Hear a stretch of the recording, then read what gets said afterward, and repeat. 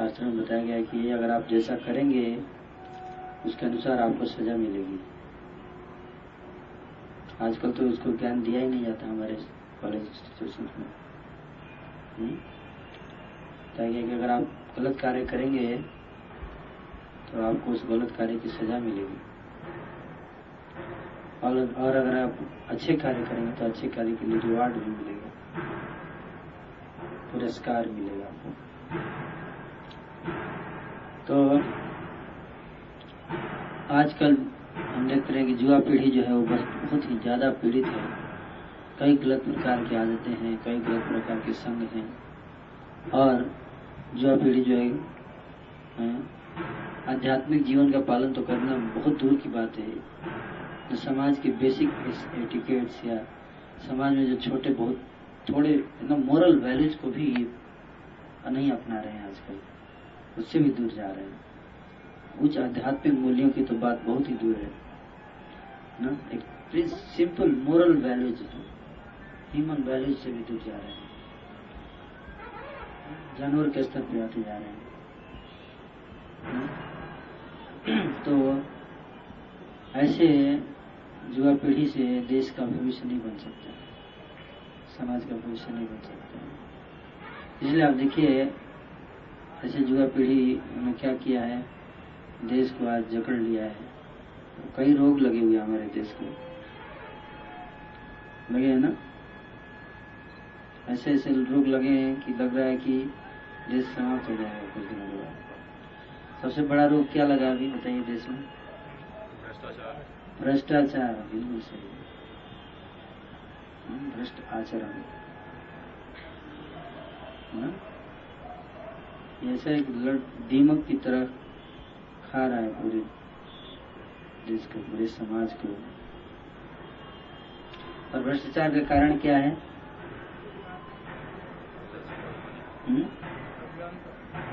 आप बताइए, आप बताएंगे? कौन बताएंगे? बताइए, आप सबको पता है, मैं जानता हूँ। लस्ट फॉर मनी, पैसे के साथ। Lust for money. हाँ, वेरी गुड। लस्ट, लस्ट भूख है ना, intense greed for money, money money money. Money is like honey, money is sweeter than honey. पैसा, पैसा चाहिए, पैसा चाहिए, प्रेस्टीज, पोस्ट, पोजीशन, शोहरत, नाम, प्रतिष्ठा। क्या करोगे? क्या ये सब आपके साथ जाएगा मृत्यु के समय? लेके जाएंगे आप? मनी लेके जाएंगे? नहीं। जितना कमाए, जितना पाप से कमाते हैं हम सब यहाँ का यहीं रह जाते हैं, कुछ साथ नहीं जाता। और जिस शरीर के लिए पाप करते हैं, ये शरीर जिसके लिए पाप करते हैं, इसी के लिए करते हैं ना। पाप किसके लिए करते हैं? इस शरीर के लिए करते हैं ना। इस शरीर को नहलाने, धुलाने, शैम्पू लगाने के लिए, इस शरीर को मलाई, पकौड़े, सब क्या क्या, पुलाव खिलाने के लिए, इस शरीर के डिमांड्स को पूरा करने के लिए करप्शन करते हैं ना, है कि नहीं? है ना? आप लोग सहमत हैं इस बात से? हैं? या कोई और बात है तो बताइए, आप बताइए। और किसी कारण से करते हैं? बताइए, और किस कारण से हम लोग गलत कार्य करते हैं, पाप के कार्य? शरीर के अलावा और कोई डिमांड नहीं है कि नहीं? परिवार के लिए भी कुछ लोग करते हैं। अपने परिवार के लिए, मेरे घर में सबके पास एक मर्सिडीज बेंज हो, कार होनी चाहिए। उसके लिए क्या करेंगे आप? उसके लिए कुछ तो घोटाला करना पड़ेगा। सैलरी से तो कार आएगी नहीं, है कि नहीं? समझ रहे बात? तो फिर अपने शरीर के लिए पाप करते हैं, अपने परिवार के लिए पाप करते हैं। इस तरह से क्या होता है कि पाप करते हैं। सब कुछ जमा करते हैं, ये शरीर पे इतना खर्चा करते हैं, इतना पैसा लगाते हैं ना, लेकिन ये शरीर भी हमारे साथ नहीं जाएगा। जाएगा ये शरीर आपके साथ? आप लोग का चेहरा दिखाई नहीं दे रहा है, इसलिए मुझे पता नहीं चल रहा है। आप लोग एग्रीमेंट है कि नहीं? लाइट नहीं है इसलिए, है ना? ये शरीर जो है साथ में नहीं जाएगा, है कि नहीं? और ये जितना घर परिवार समाज जहान दुनिया जहान सब जितना है ये सब भी नहीं जाएगा, साथ हो जाएगा। मृत्यु होगी तो जाएगा, ये सब नहीं जाएगा। और जो जाएगा वो हम कमाना तो नहीं चाहते। जो चीज हमारे साथ जाने वाला है उसमें हमारा इंटरेस्ट नहीं, उसको कमाने में। वो हम सोचते हैं ये सब तो बेकार का काम है। तो प्रभु जी रोज आ जाते हैं, सैटरडे को अपना हारमोनियम लेकर पहुंच जाते हैं, छत पे बैठा के सबको सुनाते रहते हैं। ये सबसे क्या मतलब है? ये सब क्या फायदा है? ये सब कमाने से घर बनाएंगे मेहनत करके, है ना, तो कुछ ना समाज में नाम होगा, 10 लोग आके सैल्यूट मारेंगे हम मुझे, है कि नहीं? अगर अच्छा सा पढ़ाई कर लिया खूब और बड़ा सा ग्रेड सर्टिफिकेट जिसमें डिस्टिंक्शन लिख गया, डी लिख गया, तो फिर अच्छी जॉब मिलेगी और अच्छी लड़की से शादी होगी, और बिल्कुल अच्छा सब बड़ा मजा आएगा। इससे क्या होगा? हरे कृष्णा कर रहे हैं, इससे क्या फायदा होगा? ये जनरल थिंकिंग है कि नहीं?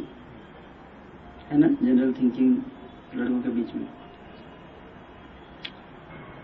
तो ये थिंकिंग इसलिए है क्योंकि हम लोग अज्ञानता में हैं। हमें ये भी नहीं पता है कि मैं क्यों हूँ इस संसार में, कहाँ से आया, क्यों आया हूँ इस संसार में। जिसने हमें जन्म दिया उसे भी नहीं पता क्यों पैदा किया हमें, उसको ये भी नहीं पता, उसने प्लान थोड़े ना किया था। नहीं, आजकल तो गर्भ में ही मार देती है माताएं बच्चे को। ऐसा नहीं प्लानिंग से हुआ है कि बिल्कुल इतने सुंदर बच्चा होगा फिर ये IVS में जाके पढ़ेगा, इतना प्लानिंग नहीं होता है। संतान उत्पत्ति के समय इतनी प्लानिंग नहीं होती है, वो तो एक्सीडेंटल होता है। और उसके बाद क्या होता है, कई बार तो माताएं बच्चों को गर्भ में ही उनका काम तमाम कर देती हैं।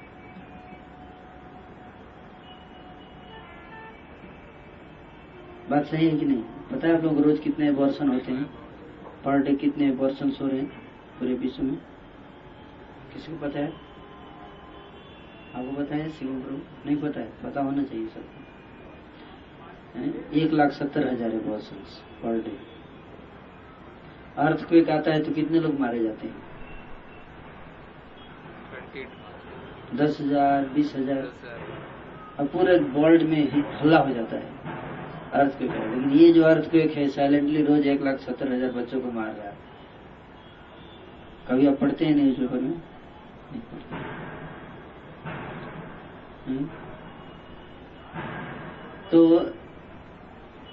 हम प्रकट होते हैं इस संसार में, यानी कि माता पिता को भी पता नहीं है क्यों प्रकट हो रहे हैं। वो तो मजबूरी है, अगर हम सेक्स करेंगे तो बच्चा पैदा होगा, फिर उसका भरण पोषण करना है, सेक्स को कंट्रोल कर नहीं सकते, है कि नहीं? It's a fact. नहीं तो आजकल देखो, आजकल माता पिता बच्चे नहीं पैदा कर रहे हैं। I am speaking little frankly so that you should understand exact picture, है ना? आजकल संतान उत्पत्ति नहीं कर रहे हैं ना, कम से कम से परिवार नियोजन चल रहा है अभी। तो परिवार नियोजन अच्छी बात है, लेकिन उसमें क्या है कि आप देखिए कि पॉइंट ये है कि प्लानिंग नहीं है कुछ ऐसा। और हम इस संसार में क्यों आते हैं, इस प्रश्न का उत्तर क्या है? क्या करने आए हैं हम यहाँ पे? इसका आप लोगों में से किसी ने सोचा है कभी? और कहाँ जाएंगे मृत्यु के बाद, इसका क्या उत्तर है आप लोगों के पास? बताइए, मृत्यु के बाद कहाँ जाएंगे? अगर हमें नहीं पता है तो इसका मतलब है कि हम अज्ञानता में जी रहे हैं। अज्ञानता का मतलब क्या होता है? अज्ञानता का मतलब हमें पता नहीं है। बड़े बड़े डॉक्टरेट MBA डिग्री प्राप्त करने वाले लोगों को भी नहीं पता है क्यों है इस संसार में, क्यों आए हैं, क्या करना है, हमें जीवन का लक्ष्य क्या है, मृत्यु के बाद कहाँ जाना है। तो जब हम इन प्रश्नों का उत्तर नहीं पता है और हम एक दिन इस तरह से अंधेरे में तीर चलाते हुए पूरा जीवन गुजार देते हैं और अंत में मृत्यु आती है और सब समाप्त हो जाता है। पूरे जीवन भर इतना मेहनत कर करके बड़ा बड़ा घर बनाते हैं, बड़ा बड़ा बिल्डिंग बनाते हैं, नाम शोहरत कमाते हैं और सारा नाम और शोहरत एक क्षण में समाप्त हो जाता है। होता है कि नहीं? Within a moment. आपको नोटिस पीरियड भी नहीं दिया जाता है। आप जॉब छोड़ते हो तो आपको नोटिस दिया जाता है कि नहीं? आप नोटिस देते हो, 2 महीने का नोटिस देते हो, कंपल्सरी है नोटिस देना। लेकिन यहाँ पे तो मृत्यु आपको नोटिस भी नहीं देगी, 1 सेकंड की भी नोटिस हो सकता है ना मिले, है कि नहीं? Do you agree with this fact? तो हमें अगर इस बात को पता नहीं है, अगर हम अपना जीवन व्यतीत करते जा रहे हैं, मान लीजिए आपको एक उदाहरण देता हूँ, सिंपल एग्जाम्पल, इसे समझिए। मान लीजिए आपने 4 साल मेहनत करके खूब मेहनत किया और डिग्री प्राप्त की, ठीक है, आपने गोल्ड मेडल प्राप्त कर लिया कॉलेज में और आपको 10 लाख रुपए की जॉब लग गई मान लीजिए, और अगले दिन आपका एक्सीडेंट हो गया, आपका एक्सीडेंट हो गया और आपका बैकबोन टूट गया। भगवान से मनाते हैं ऐसा ना हो, लेकिन मान लीजिए कुछ भी पॉसिबल है कि नहीं? हो गया तो आप क्या करोगे? आपका डिग्री आपके काम आएगा? आपका गोल्ड मेडल आपके काम आएगा? बताइए।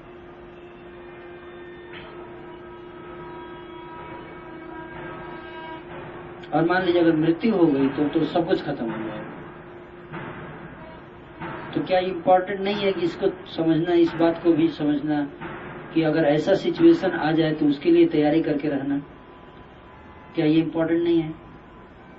तो मान लीजिए इस सिचुएशन में आप चले जाएं जहाँ पे कि आपको बुलावा आ जाए,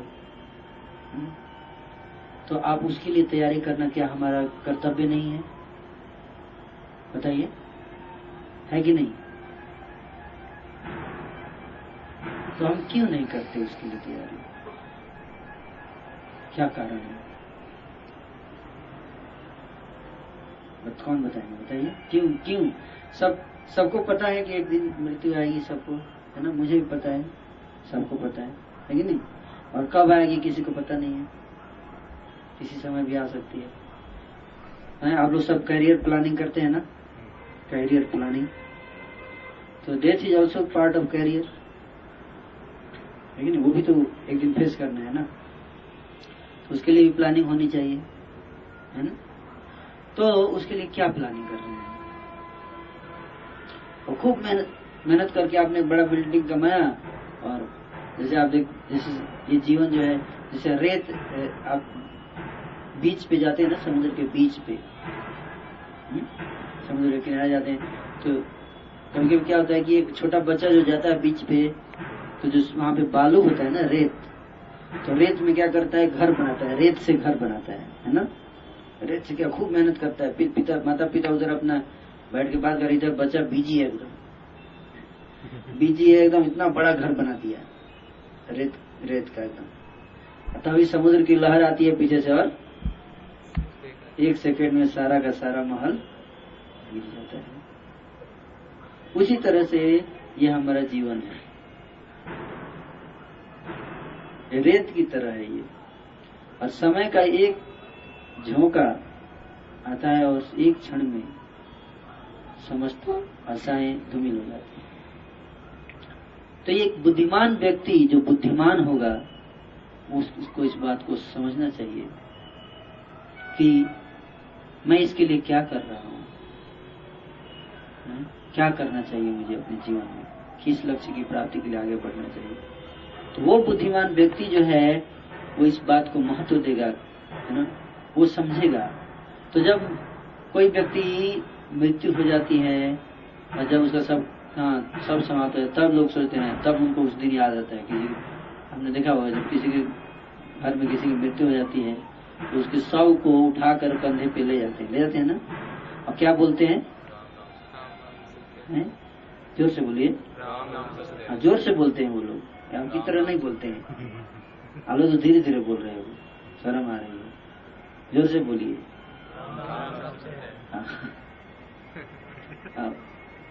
तो उस दिन याद आ रही है, हाँ, राम नाम, तो उससे पहले माया नाम सत्य है।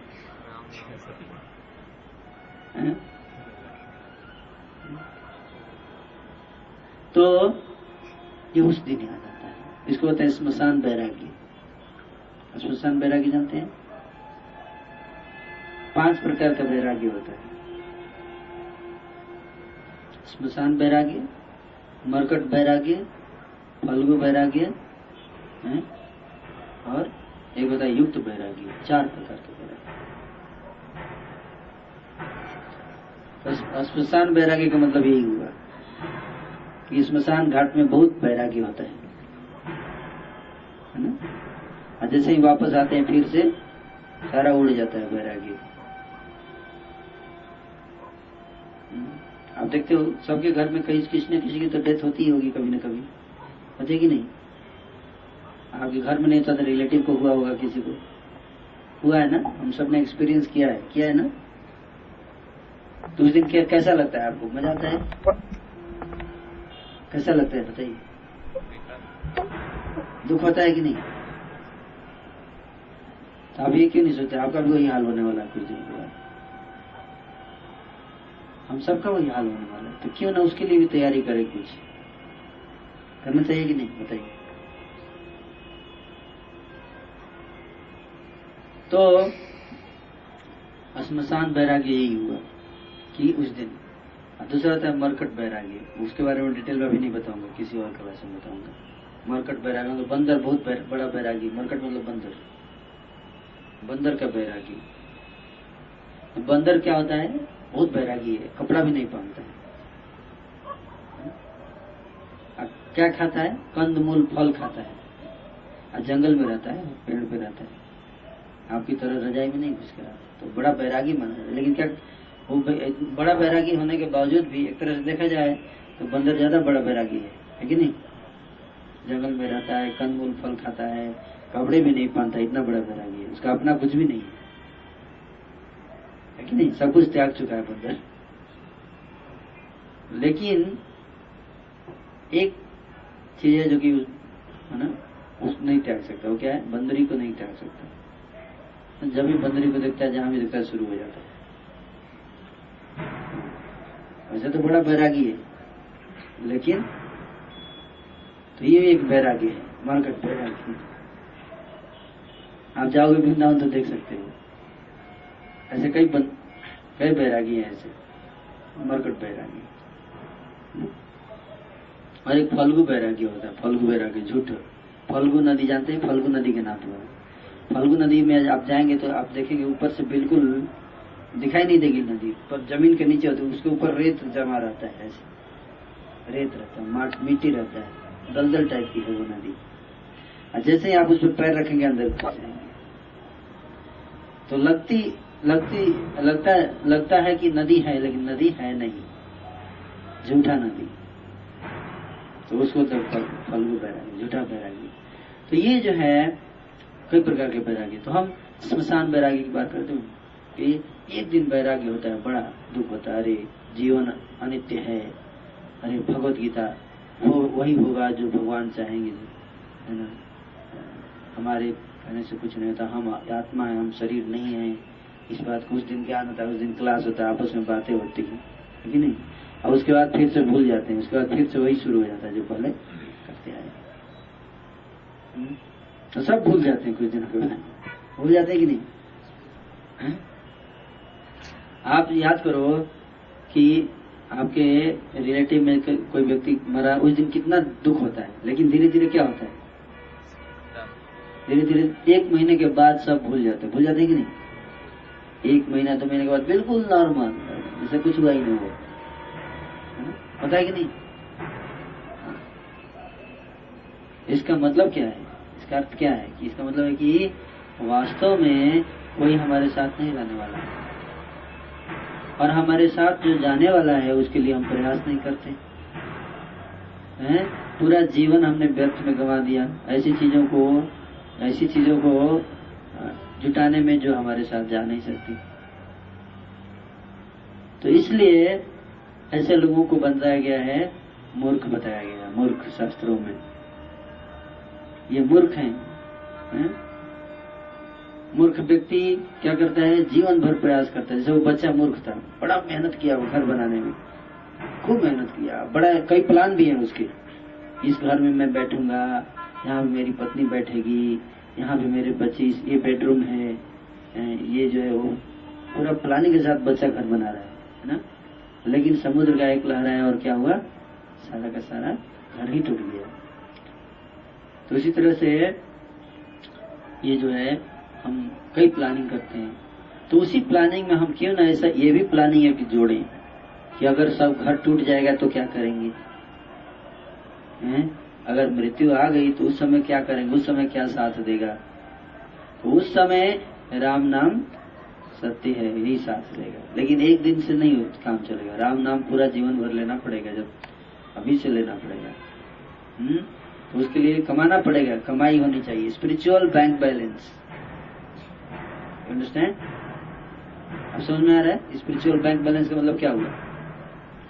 आपका 2 बैंक बैलेंस है, एक तो स्विट्जरलैंड बैंक में, स्विस बैंक में है ना, या HDFC में, या स्टेट बैंक ऑफ इंडिया, या PNB पंजाब नेशनल बैंक कर सकते हैं आप। समझ रहे बात को? समझ में आ रहा है आपको? समझ में आ रहा है? हाँ। तो ये बैंक अकाउंट खोल दिया आपने, हर महीने डाल रहे हैं उसमें पैसा है? कई लोग लोन ले लेते हैं बैंक से, बैंक में जमा करने के बजाय उसमें लोन ले लेते हैं, है कि नहीं? बैंक से ही पैसा लेते हैं यार, लेकिन बाद में कम से कम इंटरेस्ट के साथ उसको जमा भी करना पड़ता है ना। मुझे लगता है आप लोग का भी वही स्थिति, अभी आपने लोन ले रखा है लेकिन स्पिरिचुअल बैंक से अभी जमा नहीं कर रहे, अभी क्या कर रहे हैं, अभी लोन ले रहे हैं।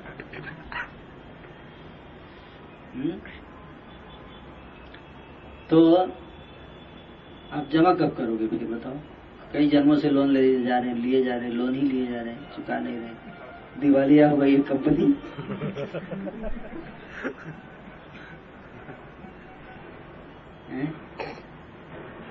अब इतने लोन बढ़ गए कि बैंक अब लोन देना भी बंद करने वाला है।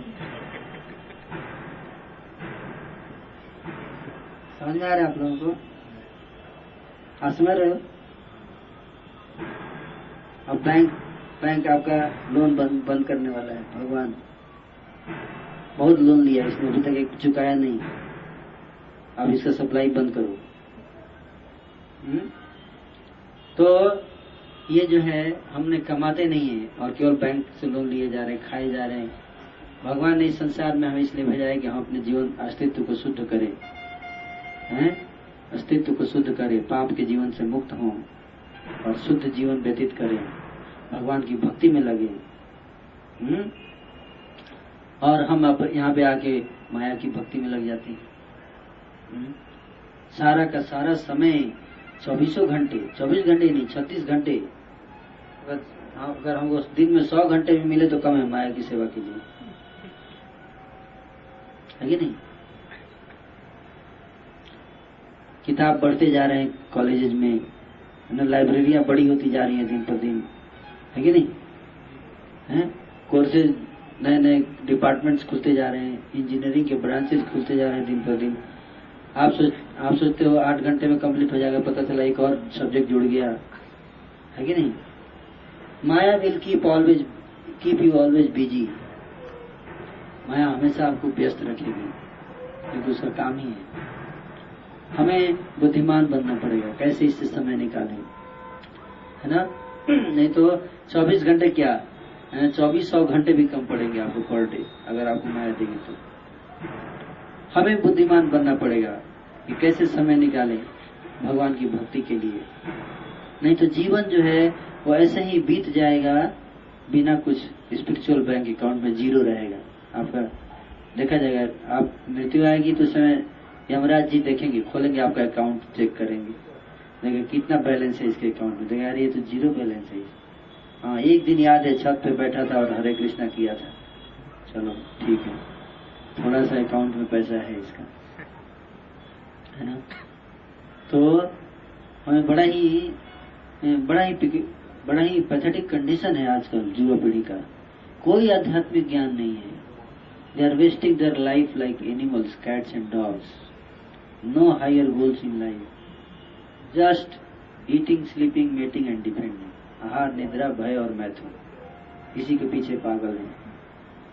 कोई हायर गोल नहीं है, कोई उच्च लक्ष्य नहीं है जीवन में। क्या करना है, क्या प्राप्त करना है, कोई इससे मतलब ही नहीं है, कुछ समय नहीं है इसके लिए। प्रभु जी बहुत बिजी हूँ, समय ही नहीं है।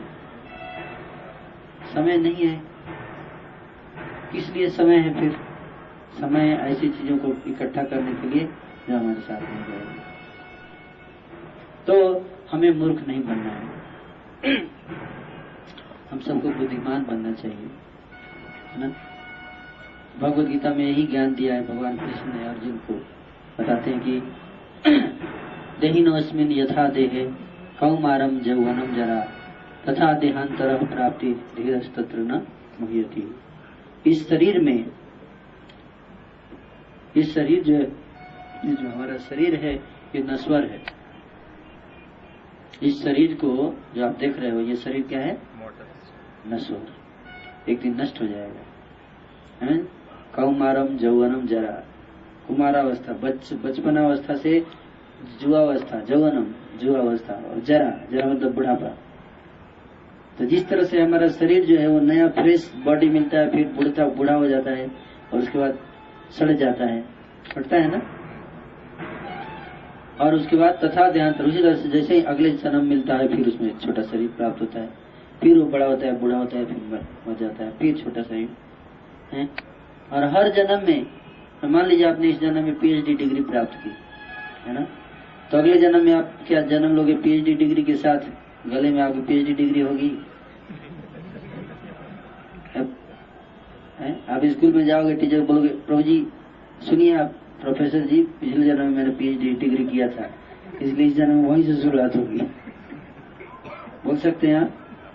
नहीं बोलेंगे, आपको ABCD से शुरुआत करना पड़ेगा फिर से। पापा जी बताएंगे ये क्या है बेटा? ये पीएचडी स्कॉलर है पिछले जीवन के। अब उनको ABCD फिर से सिखाया जा रहा है।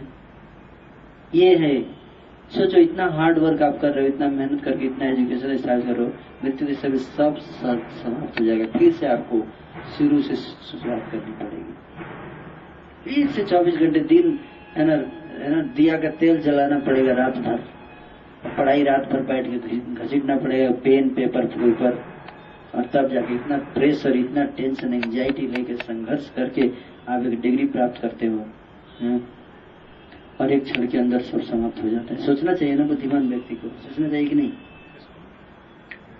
कि क्यों ऐसा हो रहा है मेरे साथ? क्या कोई ऐसा उपाय नहीं है कि कुछ ऐसा डिग्री हासिल करे जो कि कभी नष्ट ना हो, कभी नष्ट नहीं हो? तो जब ये बुद्धिमान व्यक्ति जब इसको सोचता है, जैसे प्रभु, ये मनुष्य केवल जो बुद्धिमान मनुष्य वही सोच सकता है, जो मनुष्य जानवर के समान है वो नहीं समझ सकता है इसको। वो तो बार बार प्रयास करेगा, फिर घर टूटेगा, फिर से बनाएगा, फिर तोड़ देगी माया, फिर बनाएगा, फिर माया तोड़ देगी घर, फिर बनाएगा, फिर तोड़ देगी माया। और वो सोचता ही नहीं है, लगता है अच्छा इस बार टूट गया ना, इस बार ऐसा बनाऊंगा कि नहीं टूटेगा, फिर टूट जाता है। अच्छा ठीक है, लगता है इस बार गलत टेक्निक थोड़ा लगा देता है, इस बार इस टेक्निक से बनाऊंगा तो नहीं टूटेगा, फिर उस टेक्निक, फिर माया किसी और टेक्निक से तोड़ देती है।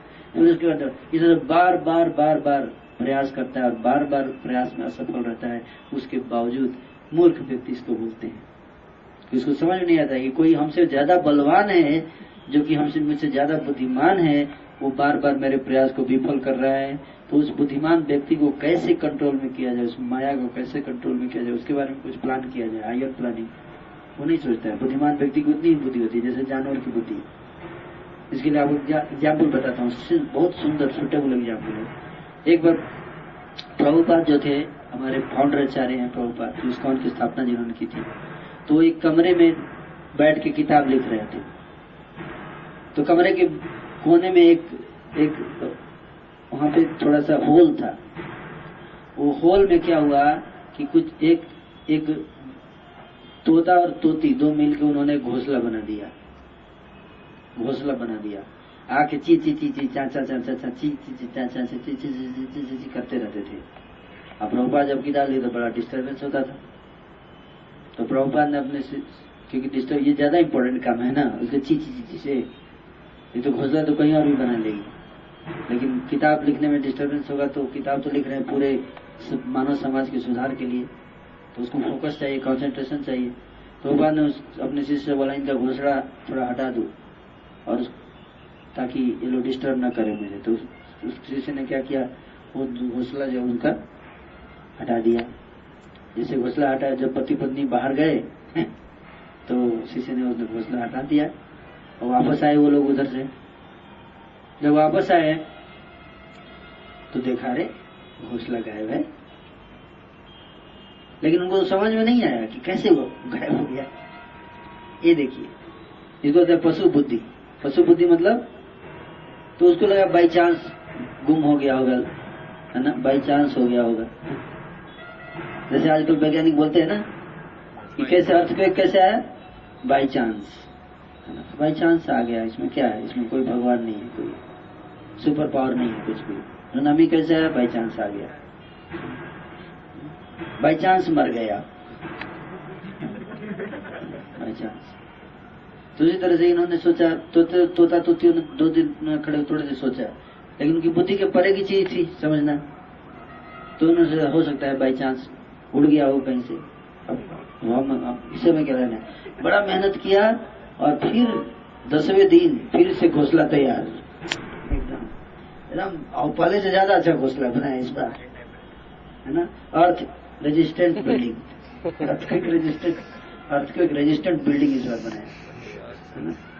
और उसके बाद जो है फिर उसको क्या किया, और उसे फिर से चीची चाचा चाचा चीचू शुरू हो गया। आप प्रभुपाद बोले, है ना, अभी इस बार क्या करो, उसको इस बार फिर से हटा दो, इस बार उसमें कागज भर दो। कागज भरोगे तो देखिए घर में जगह पे भर चुका है, अब चांस नहीं है। तो इस बार वही हुआ, बाहर गए वो लोग, फिर उसने घोंसला हटाया और कागज भर दिया 2 सेकंड में। 2 सेकंड लगा, इनको बनाने में 10 दिन लगा, और उसको निकालने में कितना टाइम लगा, वो निकाला और कागज भर दिया, 2 सेकंड में हो गया खत्म का। तो फिर आए ये दोनों वापस, देखा रे फिर घोंसला लगाए, फिर आपस में बातें की दोनों हस्बैंड वाइफ ने, है ना। तो सोचा क्या करें, तो शुरू हो जाते दोनों आदमी, शुरू हो गए और कागज निकालना शुरू। कागज निकालने में 10 दिन लगे, कागज निकाल दिया 10 दिन के बाद, और कागज पर फिर से घोंसला बनाना शुरू।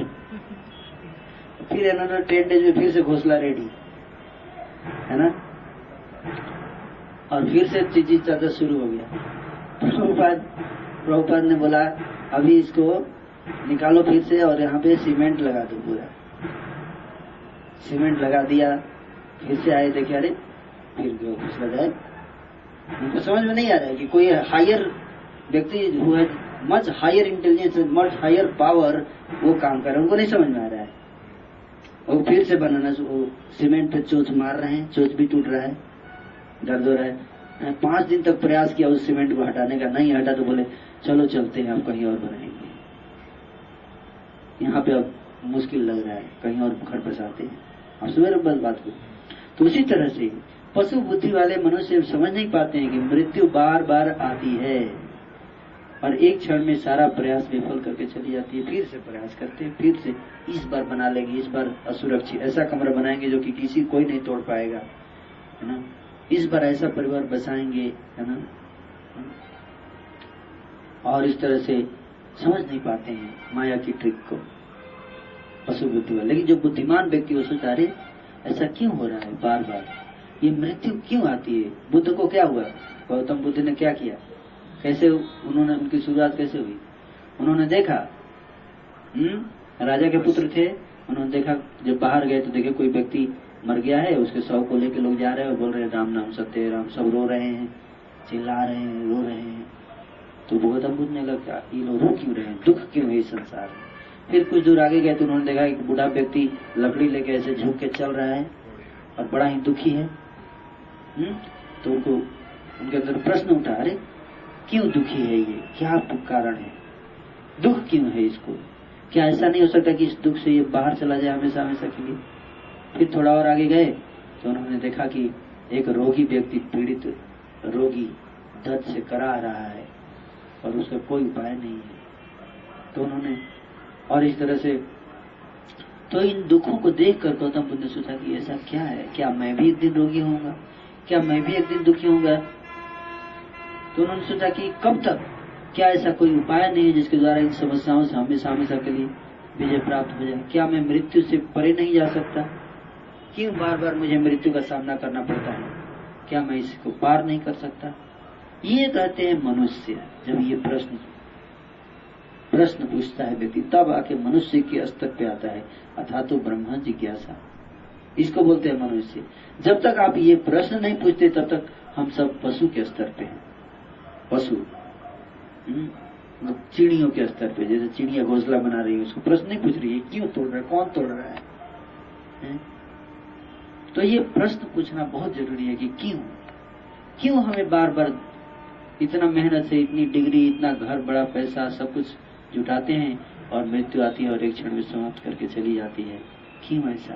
उसके लिए हमें क्या तैयारी करनी चाहिए, उसके बारे में जो व्यक्ति सोचता है वास्तव में वही मनुष्य है, बाकी सब पशु हैं। आहार निद्रा भय मैथुनम च सामान्य तत्पशुभिः नराणां धर्मो हि तेषाम् अधिको विशेषो धर्मेण हीन पशुभिः समानाम्। पशु के समान, धर्म से जो हीन है वो किसके समान है, पशु के समान। धर्मेण हीन पशुभिः समानाम्, पशु के समान है वो व्यक्ति। तो हमें धर्म को अपनाना है। धर्म का मतलब क्या है, ब्रह्म जिज्ञासा, पूछना ये जन्म मृत्यु जरा व्याधि, ये जो दुख है, इसको कैसे इससे पार पाएं, इससे कैसे बाहर निकलें। तो जब व्यक्ति इस प्रश्न पे पहुंचता है तो उसको बोलते हैं अब ये मनुष्य बन गया, पशु से मनुष्य बनते हैं। नहीं तो हम द्विपाद पशु, द्विपाद पशु मतलब दो पैरों वाला पशु, बस यही अंतर है हमारे वर्ग में। दो पैरों वाला, नहीं तो इंजीनियर पशु, डॉक्टर पशु, पीएचडी पशु है, नोबेल प्राइज विनर पशु, सब पशु हैं, सब पशु। क्यों? क्योंकि मृत्यु पे कैसे विजय प्राप्त किया, अगर वो नहीं समझ पाया तो he is just like animal, no better than animal. तो हम सबको बुद्धिमान बनना है। ये मानव जीवन मिला है इस प्रश्न का उत्तर प्राप्त करने के लिए, और हम सब इसी के लिए प्रयास करें। हम सब मूर्ख थोड़े ना है। जो स्टूडेंट हमारे इसमें चैंटिंग करते हैं, कई लोगों को लगता है ये सब टाइम वेस्ट कर रहे हैं। कौन टाइम वेस्ट कर रहा है? ये टाइम वेस्ट कर रहे हैं या वो टाइम वेस्ट कर रहे हैं? वो टाइम वेस्ट कर रहे हैं। मानव जीवन इसके लिए, वास्तव में मानव जीवन का मिशन ये है। बाकी वो सब mission, eating, sleeping, nicely eating, nicely sleeping, nicely mating, having sex partner nicely, and then ये तो जानवर भी करते कि नहीं? कुछ लड़के होते हैं वो 2-3 गर्लफ्रेंड बना लेते हैं। अब आप कुछ लड़के होते बोलते हैं देखो कितना स्मार्ट लड़का है ये, इसकी 2-3 गर्लफ्रेंड है ना। तो अगर ये स्मार्ट है तो उससे ज्यादा स्मार्ट तो सुअर है।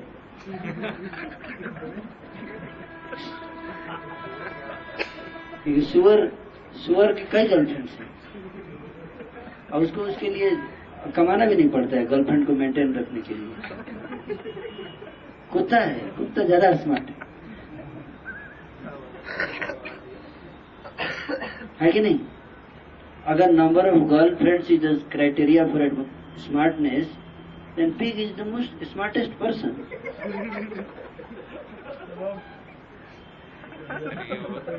Yes.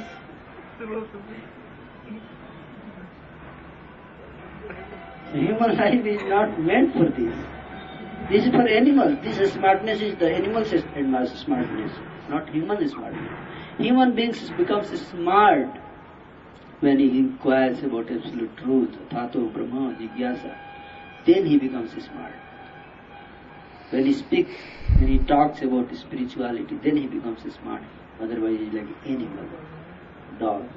Dog is better than him. At least he doesn't have to work hard.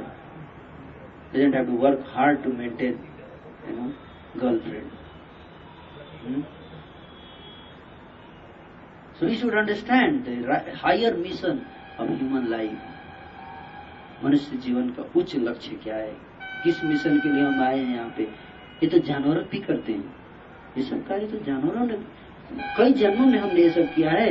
84 lakh योनियों में भटकते हुए हमने यही सब तो किया है, गर्लफ्रेंड बनाते रहे हैं। लेकिन ये मनुष्य योनि प्राप्त हुई है, इसमें तो कम से कम समझें कि जीवन का उद्देश्य क्या है।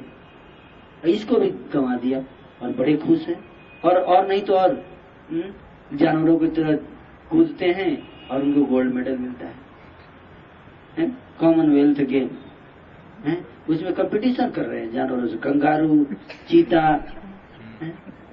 हाथी से कंपटीशन, वेट लिफ्टिंग। अरे वेट लिफ्ट, हाथी को बुला दो, वेट लिफ्ट करेगा, उससे ज्यादा कर देगा, उसको गोल्ड मेडल दो,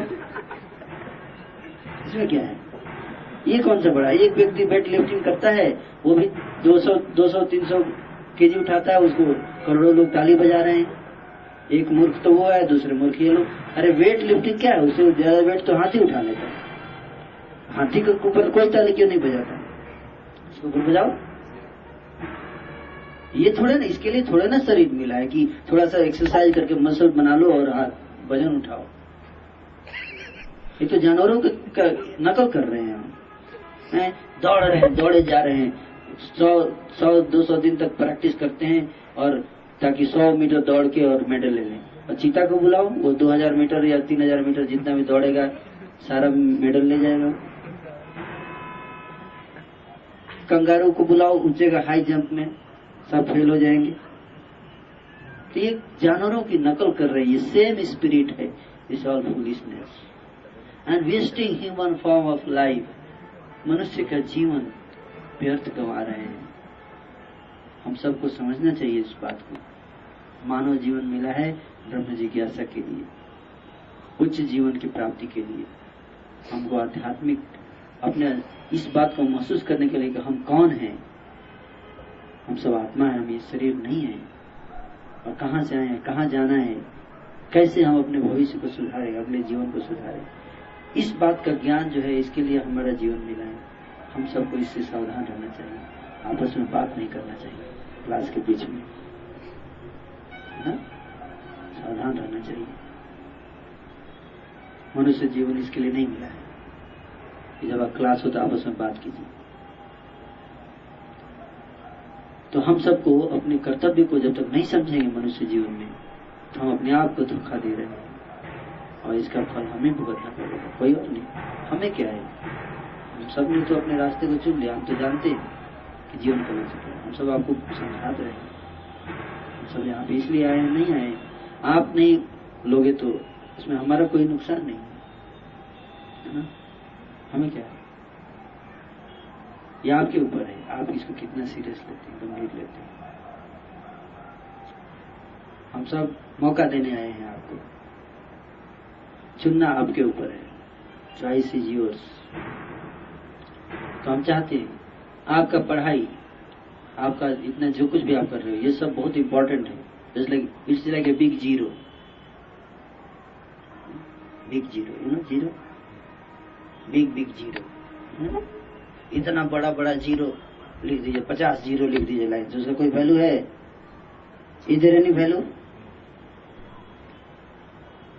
तो जी मेरा जीरो तो बहुत बड़ा है और 10 जीरो है, नो वैल्यू। अल्टीमेटली 10 जीरो या 15 जीरो या 100 जीरो, अल्टीमेटली जीरो। लेकिन इन सब जीरो के पहले अगर एक आप डाल देंगे तो क्या हो जाएगा? Then all zeros have got the value. उसी तरह से इतने बड़े बड़े जीरो हमारे accomplishments, material accomplishments are like zero,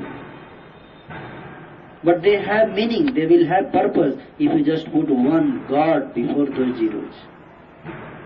You understand my point?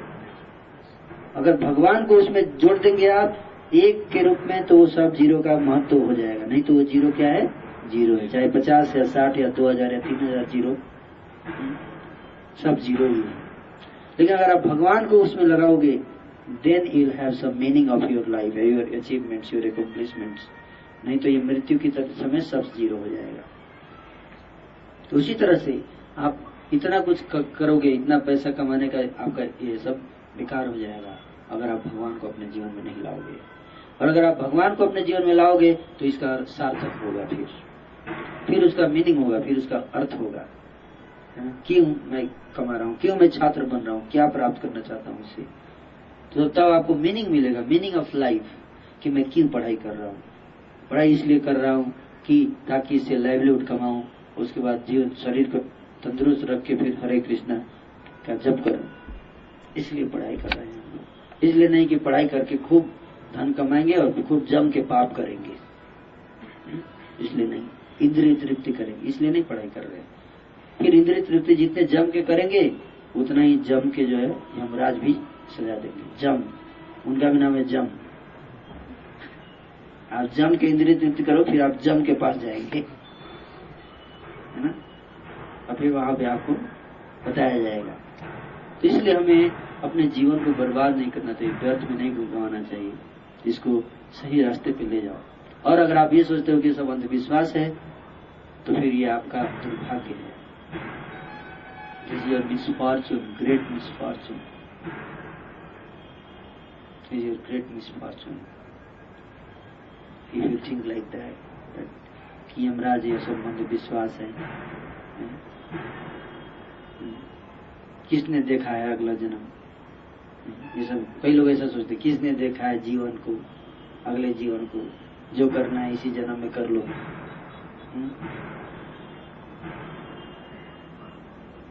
तो देखना, आप अंधे हैं तो क्या किया जा सकता है। अगर आप अंधे हैं, आपकी आंख कमजोर है तो ये किसका प्रॉब्लम है। मान लीजिए अब आप यहाँ पे रात में दिखाई नहीं दे रहा है कि नहीं। जैसे आपका चेहरा मुझे अगर दिखाई नहीं दे रहा है तो आपके चेहरे का प्रॉब्लम है कि मेरा प्रॉब्लम है? मेरी आंख का प्रॉब्लम है ना, कि अंधेरे में मैं नहीं देख सकता। मेरी आंख इतनी कमजोर है कि मैं अंधेरे में नहीं देख सकता, इसकी पावर नहीं दी गई है मेरी आंख को। तो ये आपके चेहरे का प्रॉब्लम है या मेरी आंख का प्रॉब्लम है? आंख का प्रॉब्लम है ना। आपका चेहरा तो अभी भी वैसा ही है जैसा कि लाइट में था। तो उसी तरह से अगर हम अंधे हैं और हमें नहीं दिखाई दे रहा है तो ये हमारा प्रॉब्लम है, भगवान का प्रॉब्लम नहीं है। तो हमको आंखें विकसित करनी पड़ेंगी। वो आंखें कैसे विकसित होंगी? जब हम योगा अभ्यास करेंगे, मंत्र मेडिटेशन करेंगे, चैंटिंग करेंगे, तो आपके हृदय में सूक्ष्म आंखें विकसित होगी, जिसके द्वारा आप देख पाओगे, अध्यात्म तत्व को देख पाओगे। आत्म तत्व हमारे, हम आत्मा हैं, हम शरीर बदलते हैं, इस आत्म तत्व को देख पाओगे, आप महसूस कर पाओगे कि आपका पिछला जीवन क्या था, आपका अगला जीवन क्या होगा, इसको महसूस कर पाओगे आप। तो ये विश्वास नहीं है, तो वास्तविकता है। एक बच्चा जो है वो जन्म लेता है तो उसको कौन सिखाता है कि उसको हंसना है? कोई सिखाता है? अब ट्रेनिंग दी जाती है लाफिंग स्कूल में, तो कैसे पता है उसको कि हंसना है? अब जो 2 दिन का बच्चा भी हंसता है, सपना देखता है। क्या सपना देख रहा है? वो क्या देख रहा है सपना, बताओ? अगर उसने इस संसार में कुछ एक्सपीरियंस नहीं है, अभी डार्विन थ्योरी के अनुसार केमिकल से बन के अभी नया प्रोडक्ट निकला है, केमिकल से पेट के अंदर अभी केमिकल मिल के आपस में एक प्रोडक्ट निकला अभी, और उसका पहले से कोई एग्जिस्टेंस नहीं था, तो हंस क्यों रहा है वो प्रोडक्ट? क्या देख के हंस रहा है, क्या क्या एक्सपीरियंस कर रहा है वो। अगर उसने पहले कोई किसी संसार में नहीं रहा है और सुख दुख का कभी उसको एक्सपीरियंस नहीं हुआ है, तो व्हाई इज स्माइलिंग? क्यों? आप बताइए। What is remembering? Can you explain? No, you can just give theory after theory, no proof. तो इस तरह से ये bogus theory, all bogus theory we are getting taught in the schools and colleges, that God doesn't exist, soul doesn't exist, these all are mythology. Actually what you are learning, that is mythology, that is not Allah. हम तो सच्चाई बोल रहे हैं। वो बोलते हैं chemical से लाइफ आता है। How life can you prove it? We have seen life comes from life, isn't it? एक जीवित व्यक्ति को जन्म देता है कि नहीं? एक पेड़ से एक पेड़ निकलता है। कभी आपने देखा पत्थर से पेड़ निकलते हुए? हैं? कभी देखा है? कभी नहीं। It's not possible. तो गलत theory, and everybody is reading, and the people are so much enamored by these nonsensical atheistic theories. और उनको इन थ्योरी का सहारा लेकर पाप करने की छूट मिल जाती है। अब चलो भगवान नहीं है, जम के पाप करते हैं, यमराज भी नहीं है, पता चल गया, साइंटिस्ट ने प्रूव कर दिया है, डार्विन ने प्रूव कर दिया थ्योरी देके कोई भगवान उगान नहीं है, तो चलो अब पाप करते हैं जम के। कौन देखेगा? भगवान है ही नहीं, अब पाप करो, कोई देखने वाला नहीं है, तो पाप करने की छूट मिल जाती है, इसलिए और मजा है। इसलिए थोड़ा बहुत डाउट भी रहता है, उसको भी लिपापोती कर देते हैं। नहीं पूरा सबूत मिल गया है, कोई सबूत नहीं है फिर भी पूरा सबूत मिल गया है। अब कोई अगेंस्ट में कोई सबूत मिलता है तो बोलते नहीं ये डाटा एरर है। हजारों सबूत मिले हैं डार्विन थ्योरी के अगेंस्ट में, हजारों सबूत हैं, लेकिन उसको बोल दिया गया नहीं, ये लगता है खुदाई में गलती हो गई है। खुदाई में गलती हुई तो जो सही था वो भी तो, उसमें भी तो गलती हो सकती थी। तो इस बात को, इसको कहते हैं बायस्ड माइथोलॉजी। तो there are also having, you are also having blind faith on modern science. Is also faith. NASA जो भी बोलता है हाँ सही है, is it not faith? Do you verify everything? No. NASA ने बोला हम चंद्रमा पे पहुंच गए हैं, आपने वेरीफाई किया था? Many scientist are saying they have not gone on moon. वो झंडा लगा दिया है, नील आर्मस्ट्रांग ने झंडा लगाया और झंडा लहरा रहा है एकदम मजे में। अगर वहां पे एटमॉस्फेयर नहीं है, हवा नहीं है चंद्रमा पे, तो झंडा कैसे लहरा रहा है? और पूरा संसार मान गया कि हाँ नासा ने बोला है तो सही होगा। लेकिन अगर वैदिक लिटरेचर्स बोलते हैं सही चीज तो उसको नहीं मानते हैं, और नासा अगर गलत चीज भी बोलता है तो मान लेते हैं। वैज्ञानिक गलत चीज भी बोलते हैं तो मान लेते हैं। तो who has blind faith? We have blind faith. In modern science also we have got blind faith. So let us have faith in Vedas, because Vedas never change. Vedas बोलते हैं plants have life. तो have life. Scientist पहले नहीं मानते थे कि पौधों में लाइफ है, नहीं मानते थे पहले। मतलब 1952 में जगदीश चंद्र बसु ने वो बनाया, रिसर्च किया और पता लगाया कि हाँ, तब पता चला हाँ प्लांट्स हैव गॉट लाइफ। तो क्या 1952 के बाद पहले प्लांट लाइफ नहीं था? हैं? रिसर्च के बाद लाइफ है उसमें। Life was always there. तो विज्ञान जो है प्रूफ करे या न करे, सत्य सत्य है। तो उसी तरह से Vedic truths are truth. We are soul and we have to go to another body after death based on our karma in this life, and we can attain immortal life, life of eternity, full of knowledge and full of bliss. वो भी प्राप्त कर सकते हैं अगर हम भगवान की भक्ति में लगे, भगवान के नाम का कीर्तन करें। We chant हरे कृष्णा कृष्णा कृष्णा हरे हरे, हरे राम राम राम हरे हरे। अगर आप चैंटिंग करोगे तो आप इसको महसूस कर सकते हो अपने जीवन में। हम आत्मा और हम आत्मा का, अगर हम आत्मा है तो हमारे इस संसार में क्या बिजनेस है? No business in this world. Only business is to purify our existence. अपने अस्तित्व को शुद्ध करो। जो भी पढ़ाई है, जो भी लिखाई, इसके यूज करके किसी न किसी प्रकार से अपने अस्तित्व को शुद्ध करें और फिर हम अपने भगवत धाम, ओरिजिनल होम, जहाँ से हम आए वहाँ पे वापस जाएं। दैट इज स्पिरिचुअल वर्ल्ड, जहाँ से आत्मा इस संसार में आती है, वहाँ पे वापस जाना है। ये हमारा परमानेंट घर नहीं है, ये तो एक बच्चा भी जानता है, समझ सकता है इसको। This is a temporary, this is journey. जैसे लाइक ट्रेन में आप जाते हो, ट्रेन में जाते हैं ना, तो जैसे आप ट्रेन में बैठते हो, सामने वाली सीट पे कोई लेडी आके बैठती तो बहन जी थोड़ा इधर आ जाइए, इधर बैठ जाइए, चाचा जी इधर आ जाइए, है ना, भैया जी इधर आ जाइए, तो भी डेवलप रिलेशन। और जैसे जैसे चाचा जी का स्टेशन है, चाचा जी उतर गए, भैया जी का स्टेशन है, भैया जी उतर गए, बहन जी उतर गई, एक दिन आप भी उतर जाएंगे। उसी तरह से संसार is like a journey, it is not a permanent home where we come together, we form relations and then जैसे जैसे स्टेशन आता है सब उतरते जाते हैं एक एक करके।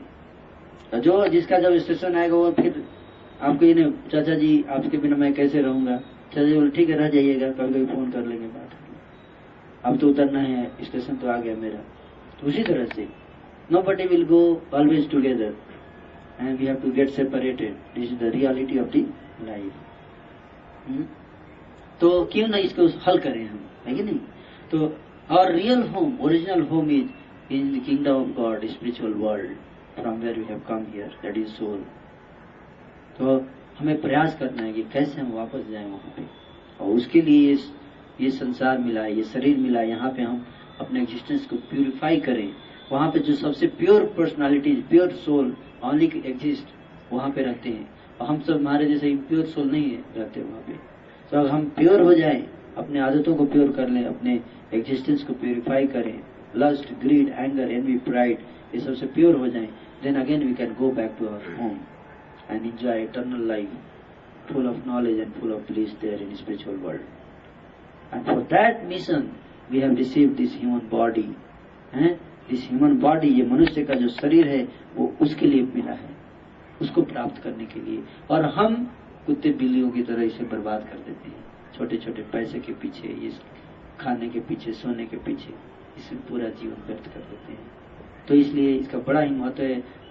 एक बार हम अगर लूज कर गए इसको, तो फिर 84 लाख दुनिया में भटकना पड़ेगा, फिर कई करोड़ों वर्षों के बाद फिर से ये मौका मिलेगा।